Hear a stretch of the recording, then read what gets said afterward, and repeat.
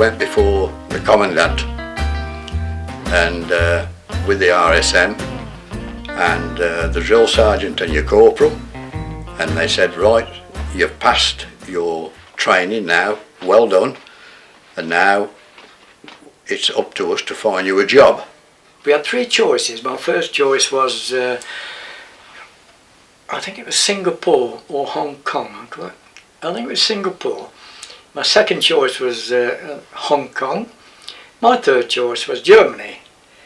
And everybody I spoke to, still think it now, we always got the third choice.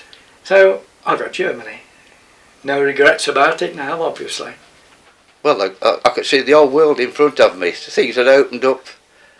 I could perhaps go abroad. I knowed I'd be going to Germany, to Berlin. And even that was a long way off in those days for me. I thought that that's in the middle of Europe somewhere. Although Berlin was still battle scarred in those days, the place hadn't been rebuilt. It was, all the rubble had been cleaned away, but there were still buildings there full of shrapnel holes and bullet holes where the Russians had come in at the end of the war. Well, it's an awfully big city, Berlin, although it was divided even in those, when I was there. There was no wall, and if you caught the U-Bahn, I think it was, either the U-Bahn or the S-Bahn, the railway, you could go into the Russian sector, but we went occasionally just for a meal because it was half the price. But it was cold in the winter, awfully cold. It snowed before the Christmas, and that same snow was still on the ground the following March. Every third or fourth month, the British Army had to guard the war criminals in Spandau Prison.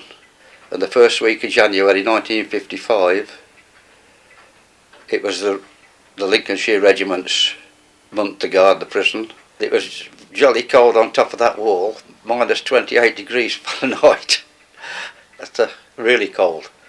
At that time it was rumoured that the battalion would be going to Kenya, but while we were in Berlin, that all quietened down, but Malaya was still going on, and that's where I finished up.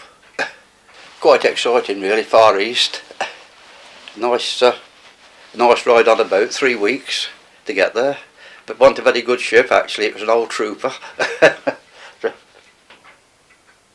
Well, South Malaya is quite near the equator, it's very warm, but it's also very humid. If you started a football match at 4 o'clock in the afternoon, which when it's supposed to be going cool, it was still well over 70, and the humidity was about 110%, I think. But the noise of the bugs, the crickets and what have you, in the evenings, when you're not used to it, it's horrendous. The amount of noise, it's like sitting by the M1 now, or the M6 now, in these days, with the noise from the crickets, of chirping and chattering everywhere. I was quite happy with him being there, and I felt it was a big adventure, and he used to tell me all about the animal noises in the jungle and that, and how hot it was, and how when he had leave he used to go down to the villages, and there were these places called, I think, the Tiger Balm Gardens, all very exotic, and all the curry meals they used to eat. And I used to think it was a wonderful opportunity for him. It all sounded very exciting. But then a letter came one day, and he did mention some terrorists being killed. I don't think it involved his group, but it was then that it started to come home to me perhaps how dangerous it could be. I think you've more worried about the conditions really you're working in, because it's so hot and sweaty and wet usually. You just didn't think about what could happen, or what was going on. If something happened, you'd have to attend to it, obviously, but the majority of the Poles, there weren't a lot of terrorists left, even in those days when I was there, in the middle of the campaigns. It can rain every afternoon in the monsoon season, usually about 4 o'clock. It rains. If it only rains for an hour, it's so heavy, everywhere's flooded. It hangs about for days before it drains away. You can cross a stream in the morning, 4 o'clock, 5 o'clock in the afternoon, it's a raging torrent, 20 foot deep, and everywhere's flooded. spent many hours or many nights sitting on a kit bag, because the rain's come down and if you've got a bit of a slope, it'll be running into one end, underneath your poncho, which is down as a ground sheet, and running out the other end. I always think about it and reminisce about it, like we're doing now, you know. I thoroughly enjoyed it. Obviously, sometimes weren't too good.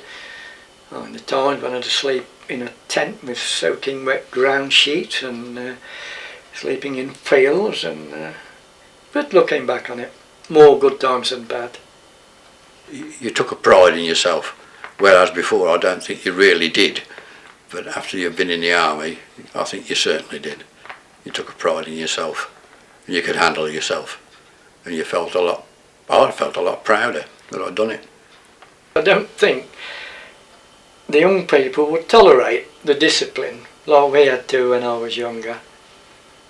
I mean, no way could I or anybody else turn round to say to a corporal or a sergeant major, if he gave me an instruction, I'd say, I'm not doing that. Couldn't do it. We just couldn't. Some people did, I know one or two who did, but they only said it the once, and I think a week or so in the glass house had stopped you from saying it again. They don't realise what they can do, their capabilities. The army would draw that out, and that you'd find out then what you could do. Belief in yourself. Ray and everyone that we knew were more grown up, we'll say.